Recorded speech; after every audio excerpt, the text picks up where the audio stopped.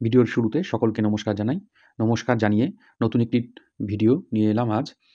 এই ভিডিওর টপিক হচ্ছে ডিম্যাট অ্যাকাউন্টের সংখ্যা যে বাড়ছে সেখানে দাঁড়িয়ে কোন কোন স্টকগুলো আমরা নজরে রাখতে পারি এবং বর্তমান ভারতবর্ষের কী সিনারিও, আগামীতে ভারতবর্ষ অর্থনীতি কোথায় গিয়ে দাঁড়াতে পারে তার উপর বেস করেই কিন্তু আমাদের আজকের এই আলোচনা।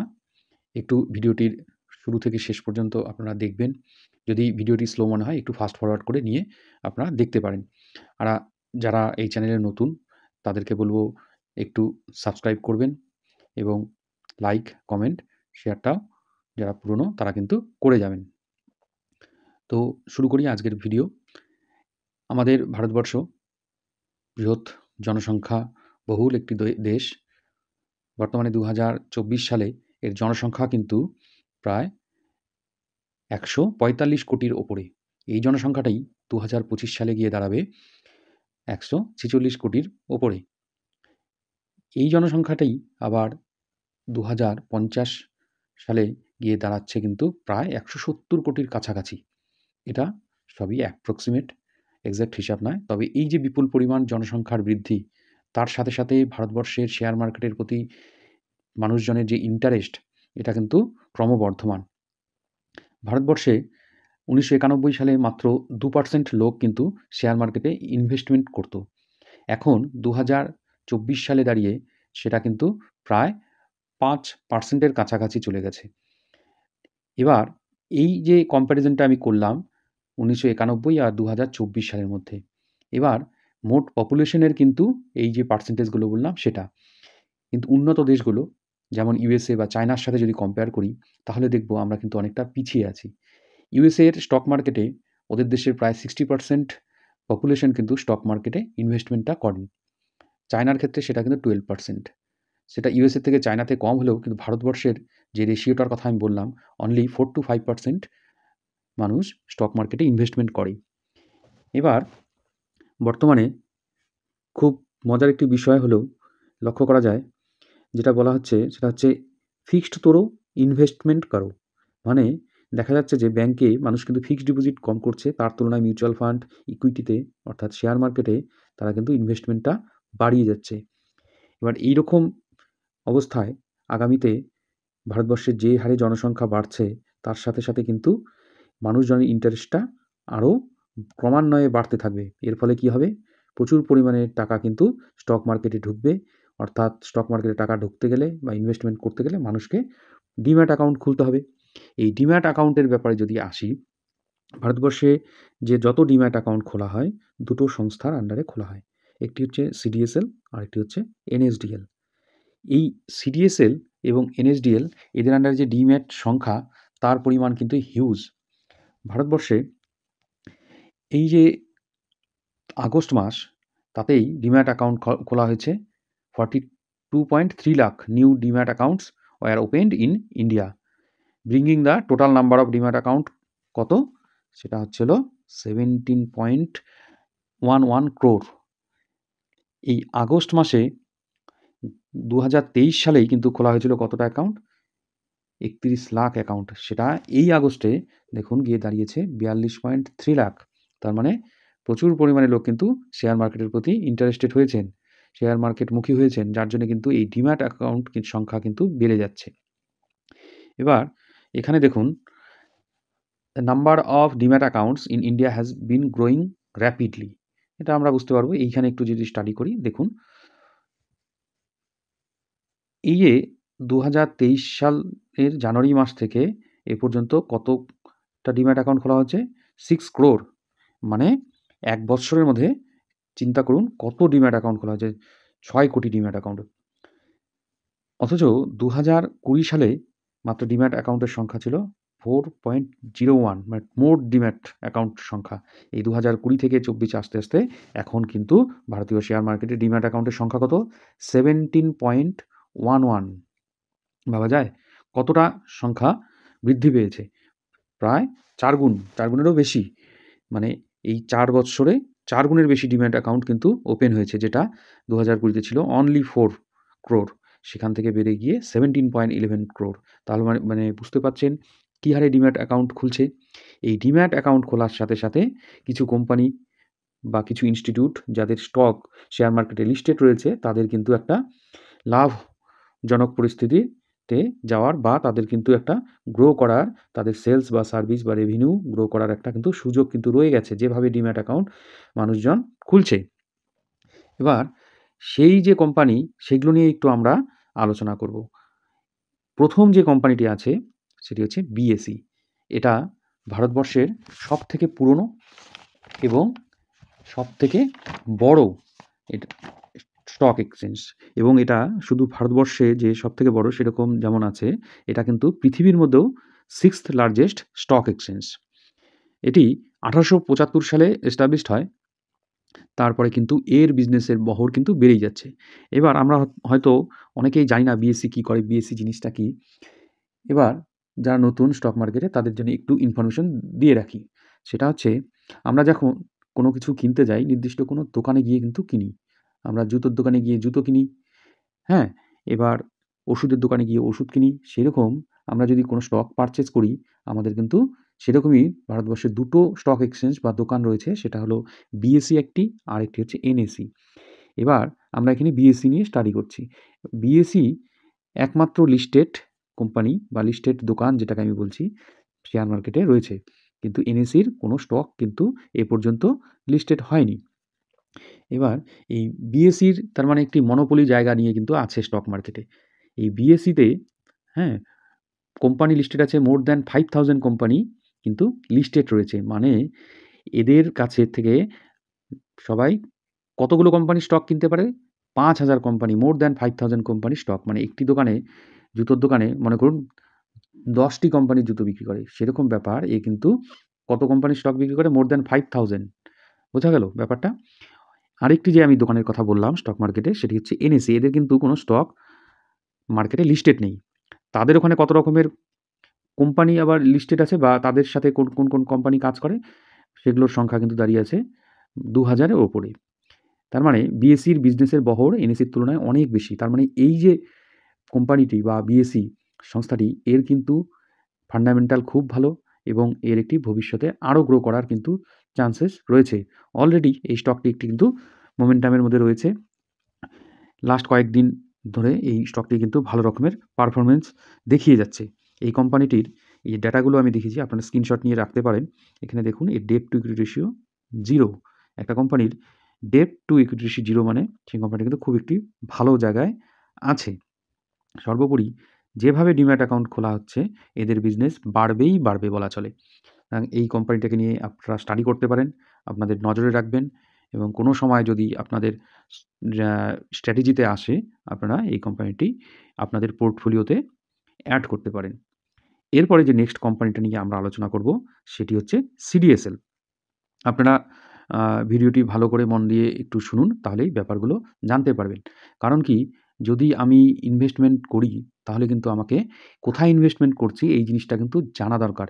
যে কোম্পানির স্টক আমি বাই করছি, সেই কোম্পানিটার সম্পর্কে আমি জানবো, তবেই আমি ইনভেস্ট করব।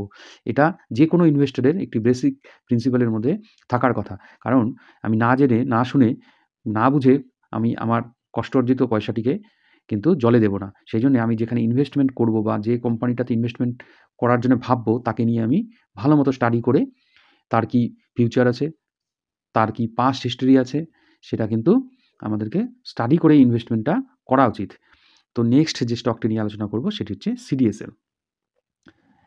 এই যে কোম্পানিটি, এটি স্টক মার্কেটের সাথে খুব ওতপ্রোতভাবে জড়িত।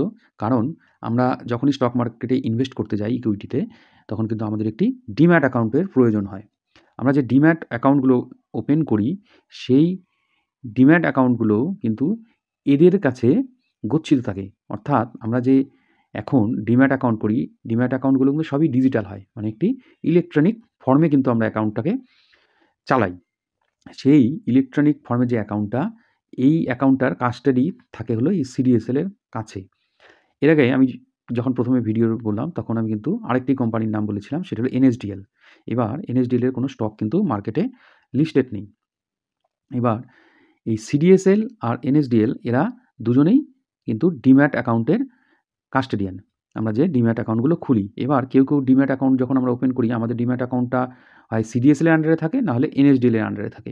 এবার সেটা আমরা বুঝি কেমন করে? আমরা যদি কোনো ডিসকাউন্ট ব্রোকারের কাছে করি বা কোনো আম অ্যাসেট ম্যানেজমেন্ট কোম্পানির আন্ডারে গিয়ে করি, সেখানে দেখবেন আপনাকে একটি ডিম্যাট অ্যাকাউন্ট নাম্বার দেবে। ডিম্যাট অ্যাকাউন্ট নাম্বারটা যদি আপনার 16 ডিজিটের হয়, তাহলে আপনি বুঝবেন যে আপনার ডিম্যাট অ্যাকাউন্টটি হয়েছে সিডিএসএল এর আন্ডারে। আবার আপনার ডিম্যাট অ্যাকাউন্ট নাম্বারটি যদি 14 ডিজিটের হয়, তখন আপনি বুঝবেন সেই ডিম্যাট অ্যাকাউন্টটি এনএসডিএল এর আন্ডারে কিন্তু খুলেছে। এটা আমি একটি থাম্ব রুলের মতো একটু বললাম, জাস্ট এটা বোঝার জন্যে। এবার এই সিডিএসএল এর স্টক শেয়ার মার্কেটে লিস্টেড আছে এবং এই কোম্পানিটির কিন্তু স যদি দেখেন এর কাস্টমার বেস বা এর আন্ডারে কতগুলো ডিম্যাট অ্যাকাউন্ট আছে, সেটার সংখ্যা কিন্তু অনেক, মোর দ্যান 12 ক্রোর। আর আরেকটি যে বললাম এনএসডিএল কোম্পানি, তার আন্ডারে আছে মাত্র 4.2 ক্রোরের মতো। এটা অ্যাপ্রক্সিমেট, ডে বাই ডে তো বেড়েই যায়। সেই জায়গায় দেখতে পাচ্ছেন যে সিডিএসএল এর বিজনেস কিন্তু ভালো, কারণ এর আন্ডারে প্রায় 12 কোটির উপরে কিন্তু ডিম্যাট অ্যাকাউন্ট আছে। এইখানে এই কোম্পানিটি মেনলি কী কাজ করে? আমাদের যে শেয়ারগুলো আমরা কিনি, দেখবেন পরের দিন আমরা একটা মেসেজ পাই যে সিডিএসএল থেকে জানায়, সেই মেসেজে লেখা থাকে আমি কোন শেয়ারটা বাই করেছি, কোন শেয়ারটি সেল করেছি, কী হোল্ডিংয়ে কতটা আছে।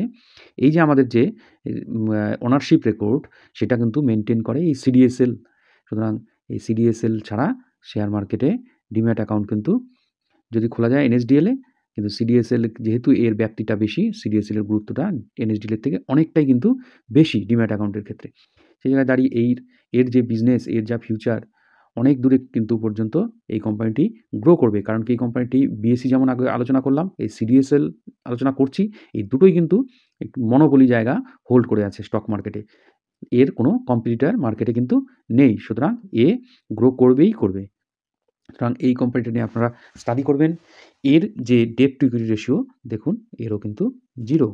ইপিএস দেখুন 23, হ্যাঁ?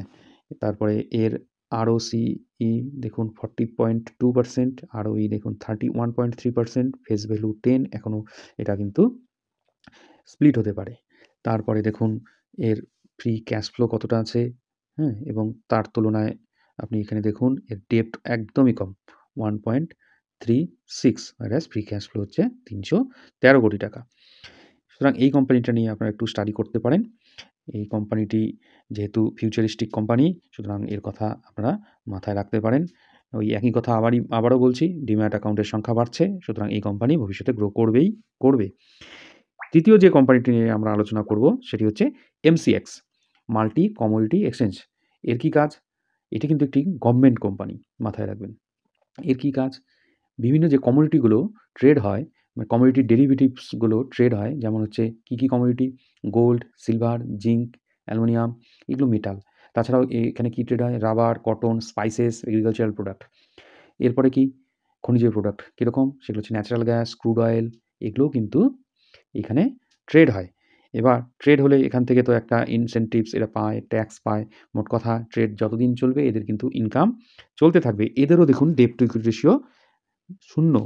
সুতরাং এই কোম্পানিটি কিন্তু ফান্ডামেন্টালি ভালো জায়গায় আছে এবং লাস্ট কয়েক মাস ধরে এই কোম্পানিটি একটি হাই প্যাটার্ন করে কিন্তু গ্রো করে চলছে।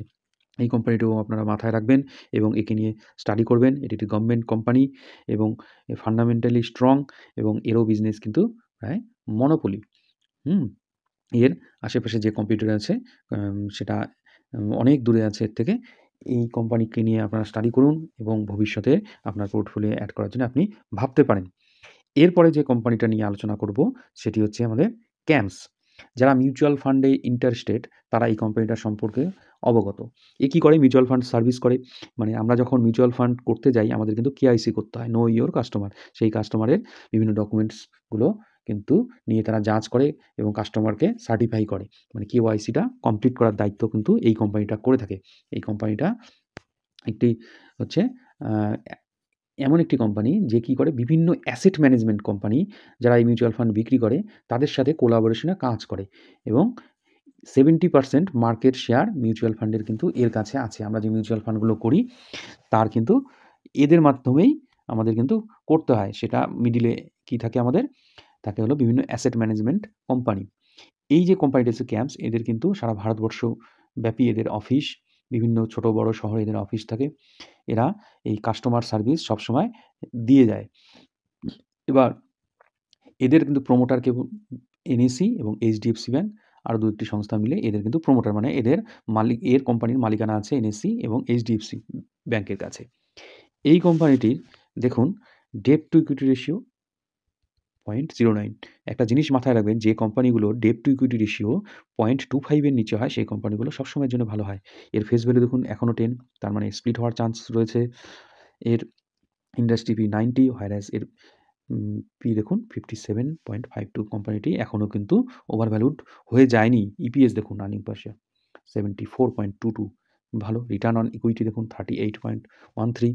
তারপরে এখানে আমি একটু এই বার ডায়াগ্রামটি যদিও পুরোটি দেখা যাচ্ছে না, তো বলি এই প্রফিট দেখুন কোয়ার্টারলি, এখানে প্রফিটটা দেখুন 89 crore, দেন 103 crore, দেন 107 crore। তার আগে ছিল প্রথমে এটার 84 crore। তার মানে কোয়ার্টার একটা কিন্তু প্রফিট, এদের যে জাম্প সেটা কিন্তু দেখা যাচ্ছে। কোম্পানি প্রফিট করছে, তার মানে কোম্পানি গ্রো করছে এবং এই কোম্পানিটি একটি ফান্ডামেন্টালি স্ট্রং কোম্পানি। মাথায় রাখবেন মিউচুয়াল ফান্ডের শেয়ারের 70% মার্কেট কিন্তু এ হোল্ড করে আছে। এই কোম্পানিটি নিয়ে আপনারা স্টাডি করুন, দেখুন, ভালো লাগলে ইনভেস্ট করতে পারেন। এটা আপনাদের ডিসিশন, কারণ আমি আপনাদেরকে কোনো বাই সেল রেকমেন্ডেশন করছি না, জাস্ট খালি এডুকেশনাল পারপাসে আপনাদেরকে এই জায়গাগুলো ধরিয়ে দিচ্ছি কীভাবে একটা কোম্পানিকে স্টাডি করা যায় বা কোন কোম্পানি কোন সেক্টরে কাজ করে, কোন থিমের উপরে ভবিষ্যতে গ্রো করতে পারে, সেই জিনিসগুলো আপনাদেরকে তুলে ধরাই আমার কাজ। এখান থেকে যদি আপনারা কিছুটা শিখতে পারেন, কিছুটা উপকৃত হন, তাহলে নিজেকে আমি ধন্য বলে মনে করব। এরপর দ্বিতীয় এই সেক্টরেই আরেকটি কোম্পানি যেটি মিউচুয়াল ফান্ডের সাথে ওতপ্রোত জড়িত, এর আরও কিছু কাজ আছে, সেগুলো নিয়ে একটু বলব। সেই কোম্পানিটার নাম হচ্ছে KFinTech। এই কোম্পানিটির পাস্ট দেখবেন, এই কোম্পানিটিও কিন্তু একটি ভালো রিটার্ন লাস্ট ইয়ার দিয়েছে। এই কোম্পানিটি মিউচুয়াল ফান্ডের যেরকম কেওয়াইসি করে এবং মিউচুয়াল ফান্ডের বিভিন্ন ধরনের সার্ভিস এরা প্রোভাইড করে, তার সাথে সাথে দেখবেন যারা আইপিওতে অ্যাপ্লিকেশন করেন তারা দেখবেন এরা কিন্তু রেজিস্ট্রি অ্যান্ড ট্রান্সফার এজেন্সির কাজ করে। আইপিও যখন কোনো কোম্পানি নতুন করে স্টক মার্কেটে লিস্টেড হতে আসে, তখন কিন্তু এর ইনভেস্টমেন্ট ব্যাংকারের কাজটাও কিন্তু এরা করে থাকে। অর্থাৎ আইপিও যখন লঞ্চ হয় তখন কিন্তু এই কোম্পানিটার থ্রুতেই কিছু কিছু আইপিও লঞ্চ হয়। তার মানে আপনারা লাস্ট যারা স্টক মার্কেটে 1 ইয়ার ধরে যুক্ত আছেন তারা দেখবেন প্রত্যেক মাসেই কিন্তু 2-3টে করে আইপিও কিন্তু শেয়ার মার্কেটে আসছে। তার মানে আইপিও আসা মানেই এই কোম্পানির বিজনেস বাড়া এবং তার থেকে ইনকামও কিন্তু বেড়ে যাচ্ছে। এই কোম্পানিটারও ডেট টু ইকুইটি রেশিও 0.04, যেটা 0.25 এর থেকে অনেকটাই কিন্তু কম। এর ফেস ভ্যালু দেখুন 10, হ্যাঁ? এর ইন্ডাস্ট্রি পি দেখুন 74.88, whereas পি রেশিও দেখুন স্টক পি 64.32। এই কোম্পানিটির মার্কেট ক্যাপ দেখুন 17,418 কোটি। তার মানে এই কোম্পানিটার কিন্তু হিউজ গ্রোথ হওয়ার চান্সেস কিন্তু রয়ে গেছে। রিটার্ন অন ইকুইটি 21.56, ইপিএস দেখুন ভালোই আছে 15.80 এবং ডিভিডেন্ড yield দেখুন 0.56। এই কোম্পানিটা নিয়ে আপনারা কিন্তু স্টাডি করতে পারেন। লাস্ট কোয়ার্টারের রেজাল্ট একটু প্রফিট কমেছে, সেটা কোনো কারণে হয়তো কমেছে, সেটা আমার ঠিক এই মুহূর্তে বলতে পারছি না। কিন্তু তার আগের কোয়ার্টারগুলো দেখুন বেড়ে গেছে কন্টিনিউয়াসলি। সুতরাং এই কোম্পানিটাকেও আপনার র্যাডারে আপনি রাখতে পারেন, এটা নিয়েও কিন্তু স্টাডি করতে পারেন। এবার আমি যে কোম্পানিগুলো নিয়ে এখানে আলোচনা করলাম, মোটামুটি এরা কিন্তু সবাই প্রায় মনোপলি কোম্পানি। শুধু কেফিনটা যে সেক্টরে কাজ করে তার কিন্তু কম্পিটিটর রয়েছে আরও কিছু। কিন্তু ক্যাম্পস একই সেক্টরে কেফিনের সাথে কাজ করলেও এর কিন্তু 70% market share of mutual fund কিন্তু রয়েছে। সুতরাং এই কোম্পানিগুলো আপনারা স্টাডি করবেন, তারপরে আপনার ইনভেস্টমেন্টের সিদ্ধান্তটা নেবেন।